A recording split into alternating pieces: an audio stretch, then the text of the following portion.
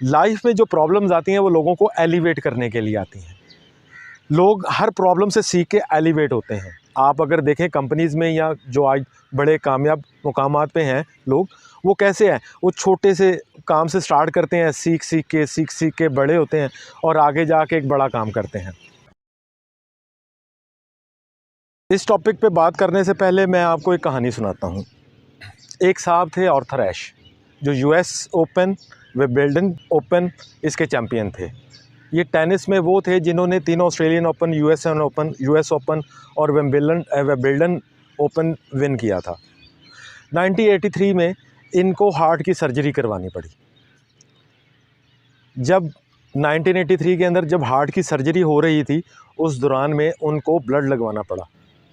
लेकिन वो चूँकि उस वक्त में आपको याद है कि 1983 में कोई ब्लड ट्रांसफ्यूजन के कोई ऐसे प्रोटोकॉल नहीं होते थे जो आजकल हो गए हैं। ये टेस्ट होते थे, वो इतने ज़बरदस्त नहीं होते थे कि उसकी वजह से उनको HIV पॉजिटिव आ गया। पहले तो उन्होंने बहुत छुपाया आर्थर एश ने कि मैं अपने इस HIV को छुपा लूँ, लेकिन वो उसको छुपा नहीं सके। लेकिन चूँकि वो वीक होते रहे, अपने टेनिस कोर्ट से दूर हो गए, तो वो आखिर लोगों को पता चलना शुरू हुआ। तो लोगों ने उनको बड़े ख़त लिखे। उनके जो फैंस थे पूरी दुनिया से उनको ख़त लिखते थे, लेकिन उन्होंने कभी भी उसका जवाब नहीं दिया। लेकिन उनके एक फ़ैन 15 साल का लड़का था, उसने उनको लेटर लिखा जिसमें उसने कहा कि I will ask Allah why Arthur एश।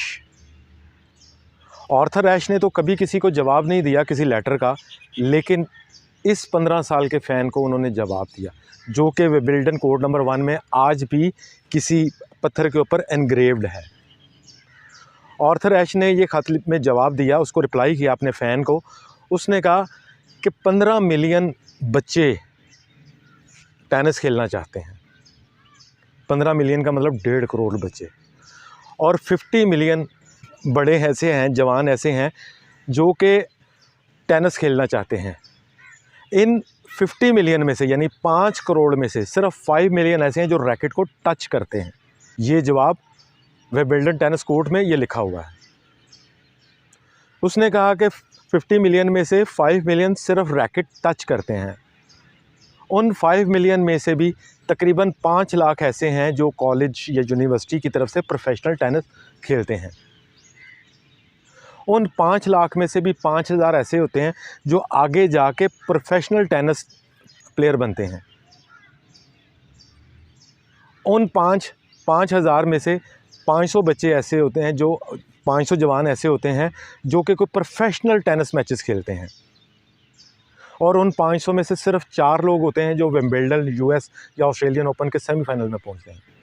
उन 4 में से 2 होते हैं जो इस फाइनल के लिए क्वालिफाई करते हैं, और उन 2 में से भी एक ऐसा होता है जो कि इस बड़े टूर्नामेंट का चैम्पियन बनता है। और जब मैं ये टूर्नामेंट जीता था तो मैंने अल्लाह से नहीं कहा कि मैं वाई मी, तो जब अब मैं इतना बीमार हूँ तो मैं क्यों कहूँ कि मैं ही क्यों, मेरे साथ ही ऐसा क्यों हो रहा है। बल्कि उसने उस पर शुक्र अदा किया कि मैं इंशाल्लाह ठीक हो जाऊँगा।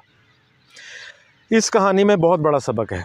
आज आप अपने इर्द गिर्द देखें, बल्कि अपने अंदर ही देखें कि हमें छोटी सी मुश्किल भी आती है तो हम रोना चीखना शुरू कर देते हैं कि मेरे साथ ही ऐसा क्यों होता है, मेरे साथ ही ऐसा क्यों होता है। हमारी लाइफ में बहुत सारे ऐसे लोग होते हैं जो कि अपनी तरफ से बहुत ही कोशिश करते हैं, लेकिन उनकी लाइफ में कुछ भी बेहतरी नहीं आ पाती।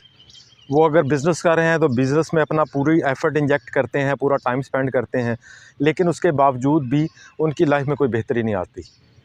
अगर कोई जॉब करता है, वो जॉब में अपना पूरा टाइम इंजेक्ट करते हैं, लेकिन उनकी जॉब के अंदर कोई बेहतरी नहीं आ पाती। वो अपनी पूरी एफ़र्ट इंजेक्ट करते हैं, लेकिन इसके बावजूद भी वो कहीं नीचे के नंबर्स में रहते हैं, और वो हमेशा अल्लाह से गिला करते रहते हैं कि ये मेरे साथ ही क्यों होता है। और हालांकि इसी मौके पे शुक्र अदा करना है। अल्लाह ताला का निज़ाम बहुत बड़ा निज़ाम है मेरे दोस्तों। आप बाज़ दफ़ा गौर करें कि अल्लाह ताला आपको आज़माता कैसा है, अल्लाह ताला के इम्तिहान कैसे होते हैं। फॉर एग्ज़ाम्पल कि हम दुआ मांगते हैं या अल्लाह पाक 4 व्हील गाड़ी दे दे। अल्लाह पाक वो दुआ कबूल करता है, लेकिन वो गाड़ी मुझे नहीं मिलती, मेरे कोलीग को मिलती है। और यहाँ पे अल्लाह पाक बस नहीं करता, और अल्लाह पाक कहता है कि इसके ऊपर तुमने शुक्र अदा करना है और उसके लिए दुआ करनी है। तो मेरे दोस्तों, असल सब्र ये है, असल शुक्र ये है। तो आपने कभी भी नहीं घबराना, इस बात पर अमल कीजिएगा, आपकी लाइफ में काफ़ी अच्छा चेंज आएगा। और एक छोटी सी रिक्वेस्ट है, आज से आप अपने माँ बाप, बहन भाई, यार दोस्त और मोहल्लेदारों के साथ अच्छा रवैया करें, इससे भी आपकी लाइफ में बहुत चेंज आएगा। अस्सलाम वालेकुम।